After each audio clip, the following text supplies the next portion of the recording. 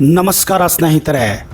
ಹೇಗೆ ದಿನದ ನಂತರ ರಾತ್ರಿ ಆಗುತ್ತದೆಯೋ ಹಾಗೆಯೇ ಹುಟ್ಟಿನ ನಂತರ ಸಾವು ಕೂಡ ಆಗುವುದು ನಿಶ್ಚಿತನೇ. ಇದು ಈ ಪೃಥ್ವಿಯ ಮೇಲೆ ಅತ್ಯಂತ ಸತ್ಯವಾದ ಹಾಗೂ ಕಠೋರ ವಿಷಯ ಅಂದರೆ ಮಾನವನಿಗೆ ಸಾವು ಅನ್ನೋದು ಖಚಿತ. ಆದರೂ ಎಷ್ಟೋ ಜನ ಈ ಕಟು ಸತ್ಯವನ್ನ ನಂಬುವುದಿಲ್ಲ ಹಾಗೂ ಒಪ್ಪುವುದಿಲ್ಲ ಕೂಡ. ನಿಮಗೆಲ್ಲ ಗೊತ್ತಿರುವ ಹಾಗೆ ಹಿಂದೂ ಧರ್ಮದಲ್ಲಿ ಬಹುಪಾಲು ಜನ ಮನುಷ್ಯ ಸತ್ತ ಮೇಲೆ ಆ ವ್ಯಕ್ತಿಯ ಶವವನ್ನು ಸುಡಲಾಗುತ್ತದೆ ಹಾಗೂ ಇನ್ನು ಕೆಲವರು ಅದನ್ನ ಹುಗಿಯುತ್ತಾರೆಯೂ ಕೂಡ. ಅದರಲ್ಲೂ ಯಾರೊಬ್ಬರ ಮೃತ್ಯು ಸೂರ್ಯಾಸ್ತದ ನಂತರ ಆಯಿತಂದರೆ ಅವರ ಶವ ಸಂಸ್ಕಾರವನ್ನು ಯಾವಾಗಲೂ ಮರುದಿನವೇ ಮಾಡಲಾಗುತ್ತದೆ. ಹೆಚ್ಚಿನ ಸಂದರ್ಭದಲ್ಲಿ ಶವ ಸಂಸ್ಕಾರವನ್ನು ಅದೇ ರಾತ್ರಿಯೊಂದು ಮಾಡುವುದಿಲ್ಲ. ಇನ್ನೊಂದು ಮಹತ್ವದ ವಿಷಯ ಎಂದರೆ ಕುಟುಂಬದಲ್ಲಿ ಯಾರಾದರೂ ಸಾಯಂಕಾಲ ನಂತರ ಮೃತ್ಯು ಆದರೆ ಆ ಮನೆಯಲ್ಲಿ ಆ ಶವವನ್ನು ಒಂಟಿಯಾಗಿಯೂ ಕೂಡ ಬಿಡುವುದಿಲ್ಲ. ಮೊಟ್ಟ ಮೊದಲದಾಗಿ ಹೇಳಬೇಕೆಂದರೆ ಹಿಂದೂ ಧರ್ಮದಲ್ಲಿ ಯಾರೊಬ್ಬ ಮೃತ್ಯು ಸೂರ್ಯಾಸ್ತ ನಂತರ ಆಯಿತೆಂದರೆ ಆ ಶವವನ್ನು ರಾತ್ರಿ ಪೂರ್ತಿ ಮನೆಯಲ್ಲಿಯೇ ಇಡಬೇಕಾಗುತ್ತದೆ.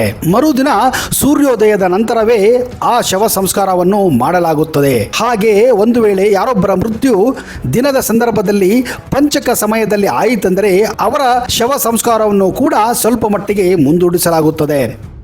ಸ್ನೇಹಿತರೆ, ಇದಕ್ಕೆಲ್ಲ ಕಾರಣ ಹೀಗಿದೆ. ಗರುಡ ಪುರಾಣದ ಪ್ರಕಾರ ಒಂದು ವೇಳೆ ಸೂರ್ಯಾಸ್ತದ ನಂತರ ಮೃತದೇಹವನ್ನು ಶವ ಸಂಸ್ಕಾರ ಮಾಡಿದರೆ, ಹಾಗೆಯೇ ಪಂಚಕ ಸಮಯದಲ್ಲಿ ಶವ ಸಂಸ್ಕಾರ ಮಾಡಿದರೆ ಸತ್ತ ವ್ಯಕ್ತಿಗೆ ಮೋಕ್ಷ ಸಿಗುವುದಿಲ್ಲ ಎಂದು ಉಲ್ಲೇಖಿಸಲಾಗಿದೆ.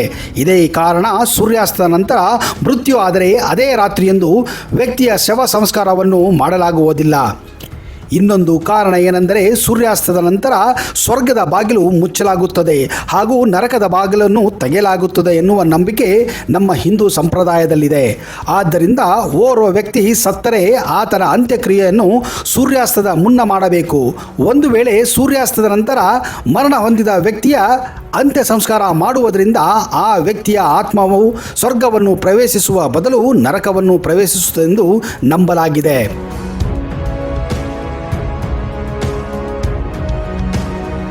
ಇದೇ ಕಾರಣ ಆ ಶವವನ್ನು ರಾತ್ರಿ ಪೂರ್ತಿ ಮನೆಯಲ್ಲೇ ಇಡಲಾಗುತ್ತದೆ.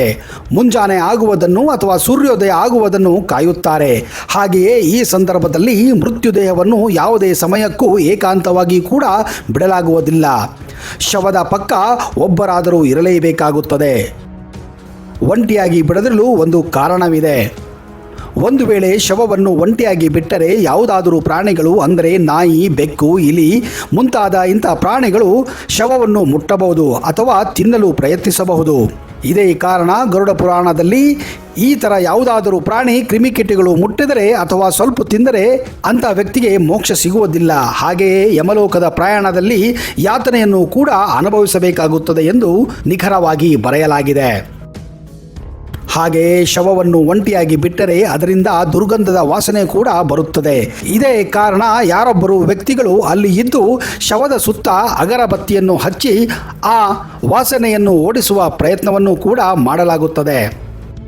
ಹಾಗೆಯೇ ಒಂದು ವೇಳೆ ಮೃತ್ಯುಗೊಂಡ ವ್ಯಕ್ತಿಯ ಸಂತಾನಗಳು ಅಂದರೆ ಮಕ್ಕಳು ಅಲ್ಲಿ ಇಲ್ಲದಾಗ ಅಂಥ ಸಂದರ್ಭದಲ್ಲಿಯೂ ಕೂಡ ಶವವನ್ನು ರಾತ್ರಿ ಪೂರ್ತಿ ಕಾದು ಮರುದಿನ ಮಕ್ಕಳು ಬಂದ ಮೇಲೆ ಶವ ಸಂಸ್ಕಾರವನ್ನು ಮಾಡಲಾಗುತ್ತದೆ. ಇದಕ್ಕೆ ಕಾರಣ ಮಕ್ಕಳು ಸತ್ತ ವ್ಯಕ್ತಿಗೆ ಅಗ್ನಿ ಸ್ಪರ್ಶ ಮಾಡದಿದ್ದರೆ ಅಂಥ ವ್ಯಕ್ತಿ ಮುಂದಿನ ಜನ್ಮದಲ್ಲಿ ಅಸುರರ ಅಥವಾ ದಾನರ ಯೋನಿಯಲ್ಲಿ ಹುಟ್ಟಬಹುದೆಂದು ನಂಬಲಾಗಿದೆ. ಹಾಗೆಯೇ ರಾತ್ರಿ ಪೂರ್ತಿ ಶವದ ಹತ್ತಿರ ಯಾರೊಬ್ಬರಾದರೂ ಇಲ್ಲದಿದ್ದರೆ ಪಿಶಾಚಿಗಳು ಆ ದೇಹವನ್ನು ಸಂಪರ್ಕಿಸುವ ಪ್ರಯತ್ನ ಹಾಗೂ ಸೇರುವ ಪ್ರಯತ್ನ ಮಾಡುತ್ತವೆ ಎನ್ನುವ ಕಾರಣಕ್ಕಾಗಿ ಶವದ ಸುತ್ತ ಯಾರೊಬ್ಬರಾದರೂ ಇರಲೇಬೇಕು ಎಂದು ಹೇಳಲಾಗುತ್ತದೆ. ಹಾಗೆಯೇ ದುಷ್ಟಶಕ್ತಿಗಳಿಂದ ಕಾಯಬೇಕೆಂದು ರಾತ್ರಿ ಪೂರ್ತಿ ಶವವನ್ನು ಕಾಯುತ್ತಾರೆ. ಇದೇ ಕಾರಣ ಸಾಯಂಕಾಲ ಸಂದರ್ಭದಲ್ಲಿ ಅಥವಾ ರಾತ್ರಿಯಂದು ಶವ ಸಂಸ್ಕಾರವನ್ನು ಹೆಚ್ಚಾಗಿ ಮಾಡಲಾಗುವುದಿಲ್ಲ. ಹಾಗೆಯೇ ಸತ್ತ ವ್ಯಕ್ತಿಯ ಆತ್ಮವು ಕೂಡ ಎಷ್ಟೋ ಹೊತ್ತು ಶವದ ಸುತ್ತ ಆತ್ಮವು ತಿರುಗಾಡುತ್ತಾ ಇರುತ್ತದೆ. ತನ್ನ ಸಂಬಂಧಿಕರನ್ನು, ತನ್ನ ಮಕ್ಕಳನ್ನು ಹಾಗೂ ಗೆಳೆಯರನ್ನು ಅದು ಹುಡುಕಾಡುತ್ತಾ ಇರುತ್ತದೆ. ಹೀಗಾಗಿ ಯಾವುದೇ ಕಾರಣಕ್ಕೂ ಶವವನ್ನು ಒಂಟಿಯಾಗಿ ಬಿಡಬಾರದು. ಜೊತೆಗೆ ಆ ಸಮಯದಲ್ಲಿ ಆ ಸತ್ತ ವ್ಯಕ್ತಿಯ ಆತ್ಮವೂ ಕೂಡ ಇರುವುದಿಲ್ಲ. ಇಂಥ ಸಂದರ್ಭದಲ್ಲಿ ಬೇರೆ ಆತ್ಮಗಳು ಸೇರುವ ಸಾಧ್ಯತೆ ಕೂಡ ಇರುತ್ತದೆ. ಮರಣದ ನಂತರ ಆತ್ಮವು ದೇಹದಿಂದ ದೂರ ಆಗುತ್ತದೆ. ಆಗ ಆ ದೇಹ ಖಾಲಿಯಾಗಿರುತ್ತದೆ. ಇದೇ ಸಂದರ್ಭದಲ್ಲಿ ಕೆಟ್ಟ ಆತ್ಮಗಳು ಕೂಡ ದೇಹವನ್ನು ಸೇರಲು ಬಯಸುತ್ತವೆ. ಒಂದು ವೇಳೆ ಅಕ್ಕಪಕ್ಕ ಯಾರೂ ಇಲ್ಲದೆ ಇದ್ದರೆ ಆತ್ಮಗಳು ದೇಹವನ್ನು ಸೇರುವುದು ಸುಲಭವಾಗಿರುತ್ತದೆ ಎಂದು ನಂಬಲಾಗಿದೆ. ಇದೇ ಕಾರಣ ಯಾವಾಗಲೂ ಮರಣ ಹೊಂದಿದ ವ್ಯಕ್ತಿಯ ಸುತ್ತಮುತ್ತ ಆತ್ಮೀಯ ಬಂಧುಗಳು ಇರಲೇಬೇಕು. ಇದನ್ನೇ ಸರಳ ಭಾಷೆಯಲ್ಲಿ ಹೆಣ ಕಾಯುವುದು ಎಂದು ಕೂಡ ಕರೆಯಲಾಗುತ್ತದೆ. ಆದರೆ ಮನುಷ್ಯನ ಮರಣದ ನಂತರ ಶವವನ್ನು ನೋಡುವುದನ್ನು ಕೆಲವರು ಅಶುಭವೆಂದು ಭಾವಿಸುತ್ತಾರೆ ಹಾಗೂ ಕೆಲವರು ಶುಭವೆಂದು ಭಾವಿಸುತ್ತಾರೆ. ಆದರೆ ಶವಯಾತ್ರೆ ನೋಡಿದರೆ ಅನೇಕ ಶುಭ ಫಲಗಳು ಪ್ರಾಪ್ತಿಯಾಗುತ್ತದೆ ಎಂದು ನಂಬಲಾಗಿದೆ.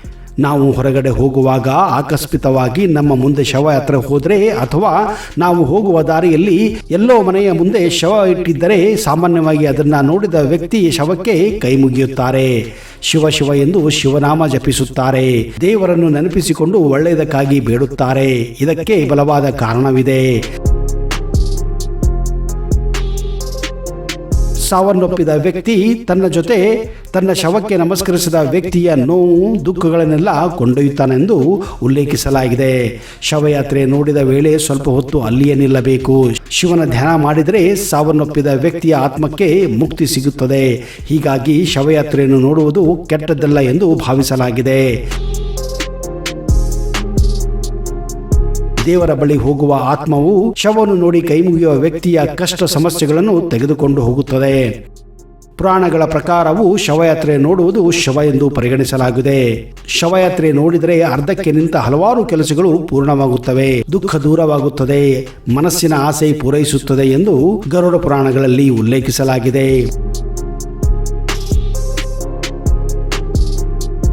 ಮನುಷ್ಯ ಬದುಕಿದ್ದಾಗ ಕೊಡುವ ಬೆಲೆಯನ್ನು ಸತ್ತ ಮೇಲೆ ಮಣ್ಣಾಗುವವರೆಗೂ ಕೊಡಲೇಬೇಕು. ಆದರೆ ಸಾಮಾನ್ಯವಾಗಿ ಸತ್ತ ಮೇಲೆ ಆ ಮನುಷ್ಯನನ್ನು ಮೃತದೇಹ ಎಂದು ಪರಿಗಣಿಸುತ್ತೇವೆ. ಇದು ಎಂತಹ ವಿಪರ್ಯಾಸ ಅಲ್ವಾ ಸ್ನೇಹಿತರೆ? ಇದ್ದ ಮನುಷ್ಯ ಕೆಲವೇ ಕ್ಷಣದಲ್ಲಿ ಸತ್ತು ಹೋದಾಗ ಆ ಮನುಷ್ಯನನ್ನ ನಾವು ಮನೆಯಿಂದ ಹೊರಗೆ ಇಡಲು ಇಚ್ಛೆ ಪಡುತ್ತೇವೆ. ಶವಯಾತ್ರೆ ಎಲ್ಲರಿಗೂ ಒಂದು ದಿನ ಬಂದೇ ಬರುತ್ತದೆ. ಅದನ್ನು ನೋಡಿ ಜೀವನ ಇಷ್ಟೇ ಅನಿಸುತ್ತದೆ. ಬದುಕಿರುವಾಗ ಒಂದಿಷ್ಟು ಒಳ್ಳೆಯ ಕೆಲಸ ಮಾಡಬೇಕು, ಒಳ್ಳೆಯ ಮಾತನಾಡಬೇಕು, ಸಾವಿನ ಬಗ್ಗೆ ಭಯ ಹೊರಟು ಹೋಗಬೇಕು. ಹೇಗೆ ನಾವು ಹುಟ್ಟನ್ನು ಸಂಭ್ರಮಿಸುತ್ತೇವೋ ಹಾಗೆ ಸಾವನ್ನು ಸಹ ಸಂಭ್ರಮಿಸಲೇಬೇಕು. ಯಾಕಂದ್ರೆ ಆ ಆತ್ಮಕ್ಕೆ ಮೋಕ್ಷ ಸಿಗುತ್ತದೆ ಎಂದರ್ಥ, ಈ ದೇಹಕ್ಕೆ ಮೋಕ್ಷ ಸಿಗುತ್ತದೆ ಎಂದರ್ಥ.